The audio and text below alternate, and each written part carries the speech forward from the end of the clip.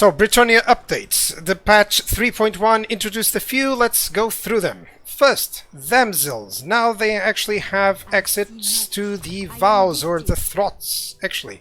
So they can pledge to knowledge, successfully completing 5 hero actions, or to order, be present in a region when a building completes construction 5 times, or to rank up 5 times after taking the pledge. This is quite the easiest one. The reward is plus 20 growth. It's always excellent to have more growth, and minus 1 corruption, which is always cool as well. If you go then to the Throth of Wisdom, of course you'll have to achieve some pledge, but then you get less cooldown to all spells and more less winds of magic costs, for all spells. That's always great to ensure that they can cast even more spells and much more powerful overall in your armies. And then you can have the Throth of Virtue for the hero to be wounded instead of killed. That's always nice. And then to enable magical attacks, well, for the damsels that's not really that most important, but the one with the passive ability gaining the Blessing of the Lady, that's cool, that's really good. It's a ward save now of plus 15%, and then we have the attribute Perfect Vigor. So overall it's good that they now can get these vows. Certainly a nice addition.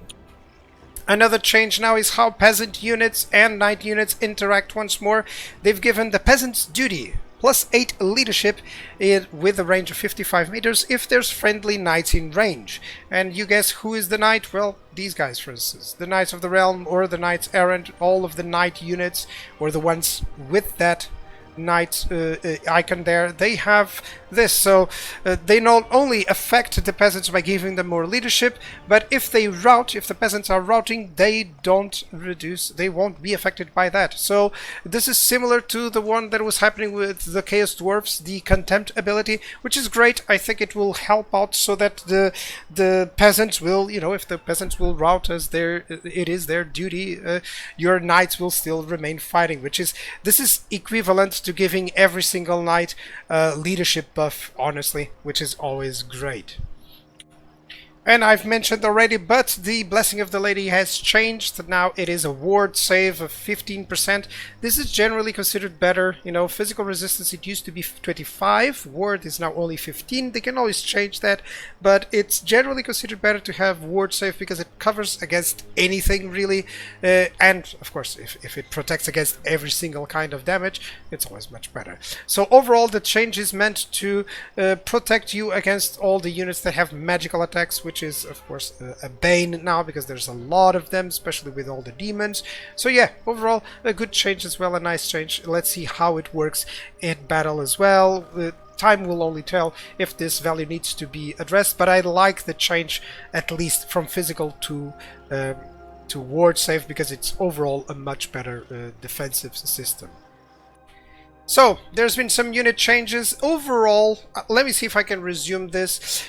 All peasant units have received the leadership debuff, so basically they've reduced their leadership. You can see that battle pilgrims don't have as much leadership. The peasant bowmen, it's quite noticeable, 37, and this is already with the flank secure modifier, so it's basically a little bit lower than that. Do note that I have the difficulty modifier here, but in overall they're reduced. Why? Because now they react to the knights. So whenever a knight unit is nearby, it will give them some leadership, as you've seen here by the peasant's duty. So certainly those Skiers now have a little bit more, those battle pilgrims now have a little bit more, and so do the peasant bowmen. So in essence, this is to ensure that you can synergize a little bit more with the knight units.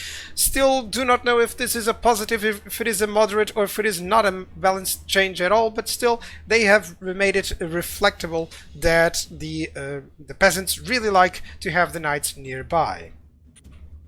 And another unit that has changed is the Grail Relic. Significantly, if I may add so. So basically what it does now, because of every knight giving leadership, it doesn't give so much leadership. It used to give 12, now it gives only 8. But now it also gives melee attack plus 5 to all allies. So maybe solidifying its ideal situation where it will go together with your front lines to buff them up. So yeah, definitely a nice addition. I cannot wait to see how it works. It still has that Blessing of the Lady, so ward save. Yeah, a good change.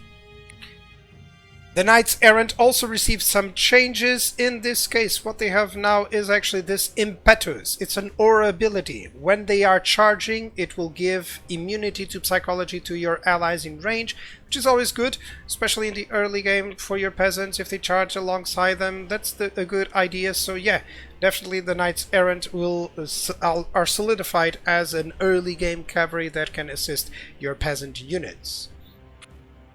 The Grail Knights by themselves, they have also received some buffs, some changes overall. They have more hit points, and they have less entities per unit. So they used to have 60, now they have 48, which implies that each of these entities actually has more hit points. That's huge. Then they got a little bit more speed, which used to be 78, now it's actually 84, which is great. And the weapon strength changed a little bit. It's now more armor piercing based, which is great. It also retains the same bonuses versus large. So overall, very nice set of changes. The units certainly will behave in a different manner. They also got the ward save from the Blessing of the Lady, which is great. Overall, I cannot wait to test these guys out to see how they behave. One unit that was significantly changed is the Grail Guardians. Now they have, let me summarize, let me see if I don't lose myself. So they have more hit points. They have less entities per unit, which implies that each of these knights now has a lot more hit points. In addition, they gained a little bit more speed, which is always great. It emphasizes that charge value, so they will gain a little bit better speed to run away or to get a little bit more charge into the enemy. And in addition, they also have armor piercing based damage. So they had already received the buff into their armor piercing, now they're mostly armor piercing, which is great. This is a huge change altogether. And finally, they also have the ward save because of that Blessing of the Lady, which overall it implies they have less models, but they're causing a little bit more damage and they are more tanky. So who knows, they're now a little bit better. The Hippogriff Knights have also received the full Grail package, as they say. They now have Living Saints, which implies that they have the magical attacks, and they also have the Blessing of the Lady, which implies that they have 15% ward save, and they have Perfect Vigor, which is great for them. And they have 12 models instead of 8, but they still maintain that weapon strength, which implies that they will overall do a little bit more damage. That's perfect for this unit. So just for your viewing pleasure, we're gonna test out the Grail Knights versus a unit that needs not a lot of introduction, the Blood Knights. Heavily armored, which now is not a problem because we do have armor piercing and we still have the bonuses versus large. And yeah, let's see what happens. Let me speed up. Let me see if now, I believe this wouldn't be the case, but the Grail Knights typically would lose against the Blood Knights. Let's see what happens now. No interference from any Lord, by the way. I'm just going to put it on play. I gave them a Master Necromancer that doesn't have anything. And for now, my Lord is over there, so it's also not giving them any leadership, by the way. So the Blood Knights appear to be losing 29 models against my 29 models, and I start with less. So it would appear that suddenly we have a new contender. Could it be that actually the Grail Knights now defeat the Blood Knights, which were buffed, guys? They have the hunger, they have still the frenzy.